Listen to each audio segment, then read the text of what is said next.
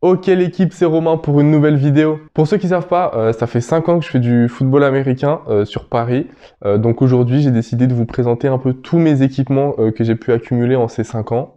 Donc là, vous voyez pas, mais j'ai tout autour de moi. Ça va être compliqué, mais on est parti.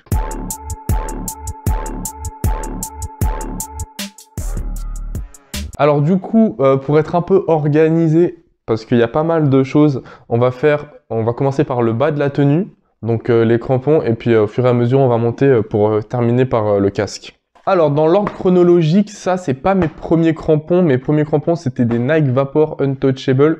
Si j'arrive à vous le retrouver, je vous mets une photo quelque part. Du coup là, c'est pas la boîte d'origine non plus, mais c'est ceux que je vous avais présentés en vidéo. Je vous mets la vidéo quelque part ici, là, je sais pas, ou dans la description. C'était des, donc c'est pas les semelles. Donc celle-ci c'est des Nike Alpha Menace 2 Pro, donc que j'avais custom sur Nike ID, donc aux couleurs du club, avec du bleu, du blanc, du rouge. Je les mets plus trop parce que ils sont un peu serrés et parce que j'ai une nouvelle paire que je vais vous montrer juste après. Mais si jamais ça vous intéresse, j'ai fait une vidéo dédiée sur ce modèle qui est encore disponible sur ma chaîne, donc vous la retrouvez assez facilement. Et donc la deuxième paire que j'ai actuellement, c'est cette paire, il faut que je la nettoie d'ailleurs, cette paire de Adidas Adizero New Rain. Donc je vous mets la référence aussi si je la retrouve quelque part à l'écran. Donc actuellement je joue avec ça en tant que receveur, et en vrai ils sont hyper légers et hyper souples. Adidas sont connus pour faire les crampons les plus légers et hyper confortables, et effectivement on est très bien dedans. Donc en gros ils sont blancs, blanc crème un peu blanc et rouge, et sur tout sur toute l'empeigne, hop, et sur toute l'empeigne en fait il y a des petits motifs type fleur de lys, tout ça quoi. Et derrière une couronne avec le logo Adidas, je sais pas si vous voyez bien. Mais en tout cas, ils sont très cool, et actuellement je joue avec ça parce que c'est très léger et très confortable. Donc on a fini avec les paires de crampons. Là je vous en ai présenté deux, mais en tout j'en ai eu 4. Si on récapitule les premières Untouchable que je vous mets en photo. Ensuite les Bayou, celles que je viens de vous présenter. Après j'ai eu des Nike Warash Elite 6. Je vous mets aussi une photo à l'écran. Celles-ci je les ai vendues pour pouvoir m'acheter les dernières Adidas que je viens de vous montrer. Donc maintenant on va passer aux protections et à ce que j'enfile, ce que je mets sur les jambes. Donc protection jambes, genoux et le pantalon qui a par-dessus. Donc pour les protections, j'ai eu recours à plusieurs types de protections, mais j'en suis arrivé aujourd'hui au Nike Pro Combat, je crois que ça s'appelle comme ça. Donc voilà, en fait c'est un collant que tu enfiles qui possède déjà tous les pads, donc pads de cuisse, les pads de genoux, les hanches et celui sur le coccyx, donc obligatoire pour jouer en France, tous ces pads. Ça coûte cher, vraiment ça coûte super cher, et le tissu est fragile. Je vais vous montrer si je les trouve. Ouais, le tissu est fragile, c'est-à-dire que j'ai deux trous. Le premier trou ici et le deuxième sur la même jambe qui est juste, voilà. Je sais pas si vous allez bien le voir, c'est blanc sur blanc qui est juste là. Donc en vrai, c'est pas grave parce que c'est assez résistant, les trous ne s'agrandissent pas, mais il faut savoir que faites attention au tissu parce que déjà c'est blanc et ça se tache vite, et aussi le tissu est fragile et se troue assez facilement. À part ça, c'est très confortable, ça taille bien. Moi je fais du M en général, et là j'ai pris du M, ça fit très bien. Les protections sont cool et elles dérangent pas du tout pendant qu'on court. Et donc pour mettre par-dessus ça, par-dessus ce Nike Pro Combat quelque chose, j'ai acheté un pantalon, quand j'ai commencé, un pantalon d'entraînement, voilà. Je l'ai acheté il y a 5 ans, c'est un Rolling, vous avez le petit logo ici. Je l'ai acheté il y a 5 ans à mon club, et il est toujours là, hein. Il est un peu serré, c'est-à-dire qu'il n'est pas élastique, donc c'est pas très confortable, mais niveau solidité, franchement, ça tient, il y a une ceinture qui va avec. Donc en vrai, ça fait 5 ans que je l'ai. Si jamais vous en trouvez un, vous en cherchez un, moi je vous le conseille parce que c'est archi solide et ça coûte pas très cher. Bon, du coup, on a parlé des protections, des pads, des cuisses, des jambes, etc. Maintenant, on va passer à ce que je mets en termes de protection au niveau du haut du corps. En termes de protection du haut du corps, moi je commence par mettre directement, donc en première couche, un t-shirt de protection full force, donc full black. Hop, voilà, il y a le petit logo, je crois, en haut à gauche là. Tout simplement parce que j'ai les côtes sensibles. Je me suis déjà fêlé une côte une fois, c'est pas cool. Et du coup, ça, donc il y a le même de l'autre côté, c'est juste tous les pads qui vont venir se placer au niveau des côtes. Donc de là, je pense, à un peu plus bas. Donc tu as la même de l'autre côté. Tu as en plus dessus, au niveau des épaules, de la clavicule, des petites protections qui viennent en renfort. Et tu as aussi au niveau de la colonne, donc vraiment un petit pad comme ça, qui vient se mettre au niveau de ta colonne pour protéger le tout. Et quand tu l'as, en fait, ça se sent pas. Enfin, tu sens vraiment pas que tu as des protections en plus en termes de mobilité, ça change rien, t'es très bien. Et puis ça protège plus, donc pour moi, ça c'est parfait. Je l'ai acheté pareil il y a 4 ans sur Amazon, une trentaine d'euros. Et il a aucun trou, il est encore en très bon état. Donc je vous le conseille si jamais vous êtes un peu sensible des côtes comme moi. En plus de ça, en termes de protection de première couche, j'ai une manchette qui est un peu petite, du coup je la mets pas trop, mais c'est une McDavid. Donc en général je la mets sur le bras gauche. Hop. Hop. Donc c'est juste des petites protections, des petits pads en gros alvéolés comme ça qui viennent prendre ton coude, parce que le synthétique ça brûle, et c'est pas cool. Du coup voilà, je la mets pas trop parce qu'elle est un peu serrée, peut-être que je la vendrai pour en acheter une plus grande ou quoi. Mais en tout cas, ça c'est cool aussi quand t'as les coudes brûlés et quand t'as mal au coude. Du coup, je vous la conseille aussi. Bon, maintenant qu'on a fait le bras, on va passer aux gants. C'est vraiment la chose que j'ai le plus. J'ai en tout 4 paires de mes premiers gants à mes derniers. Donc on va faire dans l'ordre chronologique de ceux que j'ai eu en premier, etc. Alors mes premiers gants sont des Under Armour. Je crois que c'est la référence, je crois que c'est Spotlight. Hop, je vous les montre de plus près. Donc ils sont tout blancs avec un peu d'argenté, de gris dessus.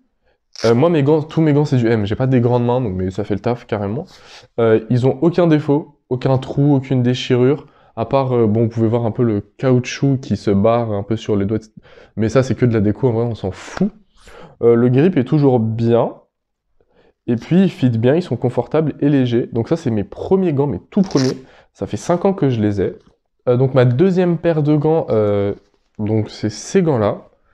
Hop, donc une paire de Nike. Cette fois, on est passé donc du blanc avant à là au bleu navy. Toujours en taille M. Je me souviens plus de la référence exacte, mais vous pouvez voir dessus, il y a des petites protections, enfin des petits pads en gros sur tous les doigts. Donc d'ici jusqu'au bout des doigts, sur chaque doigt et même le pouce. Le grip a fait son temps aussi. Il est un peu abîmé vraiment, donc je les mets plus du tout. Ouais, taille M, je l'ai précisé, sauf que il taille vraiment petit, ceux-là. Il taille tellement petit que, vous pouvez le voir là, j'ai un pouce qui a carrément craqué en fait au bout. Je savais pas que c'était possible parce que c'est rembourré, enfin c'est fini en caoutchouc au bout. Et mon pouce, tellement c'est petit, à force de catch des balles, a troué le gant. Du coup, je les mets plus du tout. Après, ils sont assez confortables, ils ont fait leur taf, mais vraiment, je pourrais presque les jeter en fait. Donc ma troisième paire de gants, toujours en taille M, c'est ceux-là. Donc vous pouvez le voir, taille M, c'est les gants du club en fait. Donc si je mets les deux comme ça, normalement il y a plus ou moins le logo qui se fait en fait, je sais pas. En gros il y a plus ou moins le logo qui se fait. Ils sont assez neufs, le grip est pas incroyable, après ils ont pas coûté très cher, ils sont juste esthétiques. Et je les mets pas parce qu'ils sont trop grands au niveau du poignet. C'est-à-dire que vous avez pas dû voir. Je vais le refaire, parce qu'une deuxième démonstration. C'est-à-dire qu'au niveau du poignet, là, j'ai serré, mais je peux les enlever sans enlever le scratch. Du coup, il faut juste que je m'occupe de ce problème, mais j'ai un peu la flemme. Sinon, en vrai, ils sont cool, ils sont beaux, ils sont archi confortables et très légers, mais je les mets pas souvent. À cause de ça, en fait, parce qu'ils me fitent pas assez bien la main. Enfin, ma dernière paire de gants, ça fait beaucoup de gants, ouais.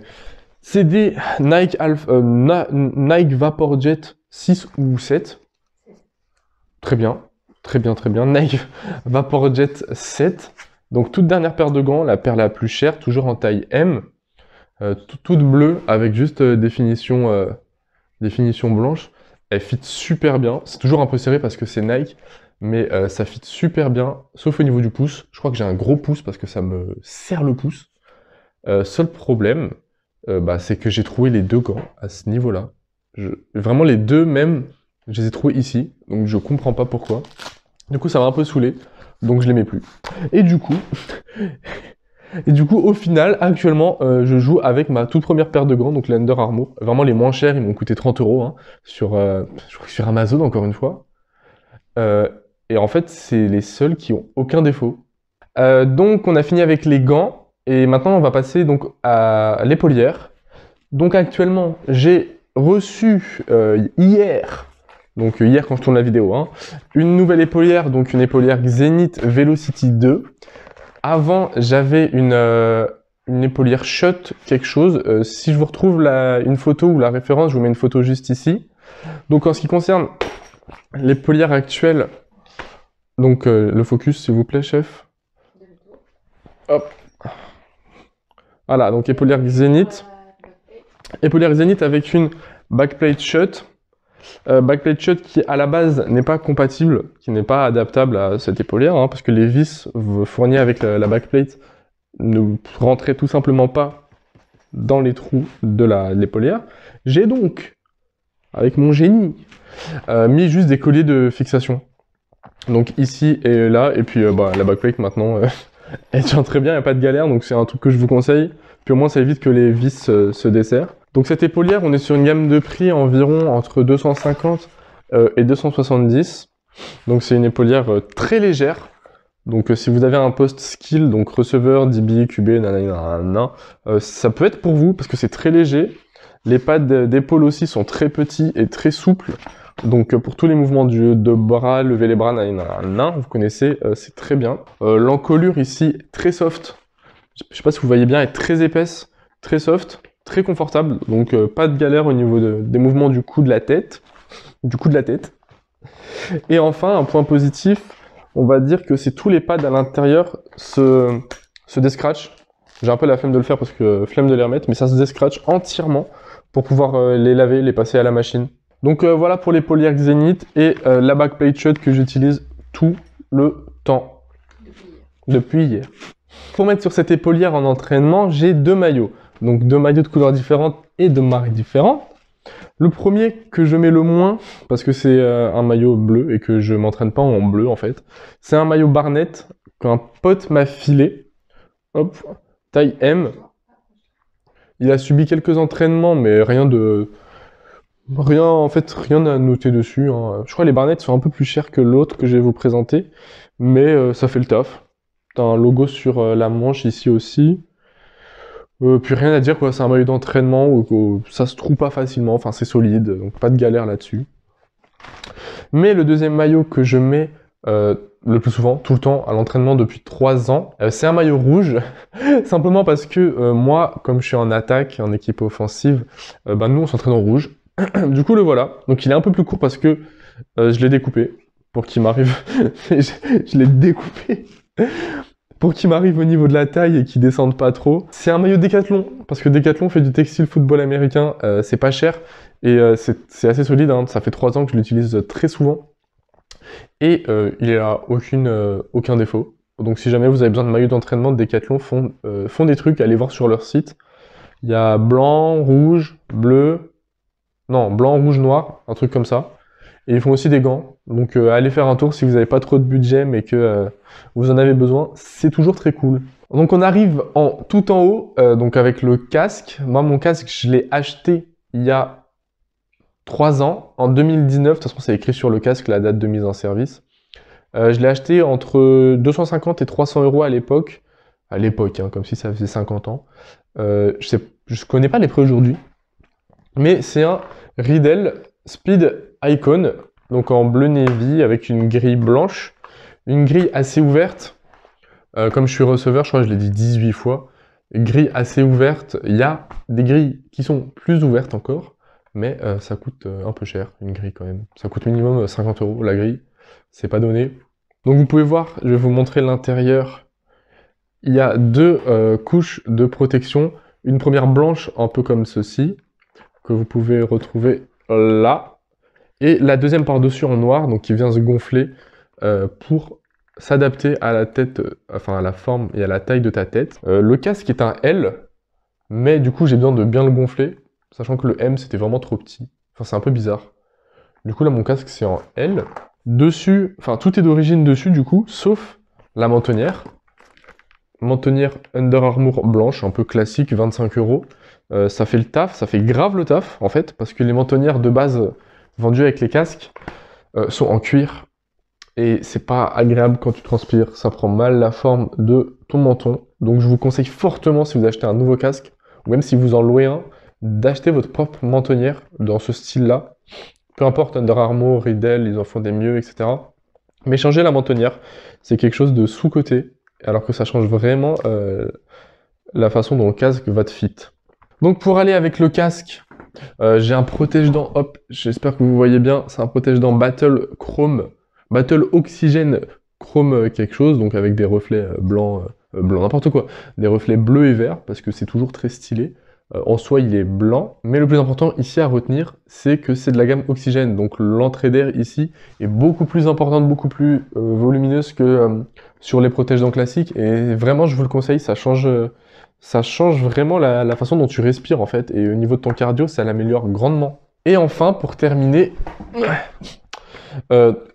une visière, donc une eye shield, pour faire les requins, Oakley. Ça coûte un peu cher, les Oakley, ça coûte une 60aine d'euros, mais je trouve que c'est les meilleurs. Donc j'ai mis les petits stickers bleu navy pour match avec le casque. Actuellement je la mets pas, c'est pour ça qu'elle est pas sur mon casque, mais c'est parce qu'on est en hiver, et qu'il pleut, il fait froid, il y a potentiellement de la buée qui peut se mettre dessus, etc. Donc c'est pas pratique, je la mettrai plus en été. Mais du coup voilà, petite visière Oakley qui peut s'ajouter au casque. Donc on a fait le tour de tout ce que je possède en termes d'équipement chez moi. Je vais vous faire des plans on-fit peut-être de l'épaulière, donc restez bien jusqu'à la fin. Puis si la vidéo vous a plu, n'hésitez pas à liker. C'est gratuit en fait et ça me récompense parce que c'est des vidéos assez longues à faire et à tourner. Faut tout sortir, tout présenter, donc c'est assez relou à faire en vrai. Aussi vous abonner, partager la vidéo à tous vos potes qui font du foot américain en France parce que il faut que ce sport soit plus exposé et mieux reconnu en France. Donc n'hésitez pas à la partager. Et puis on se dit à la prochaine. Ça va pas enregistrer. C'est une blague! Pull up the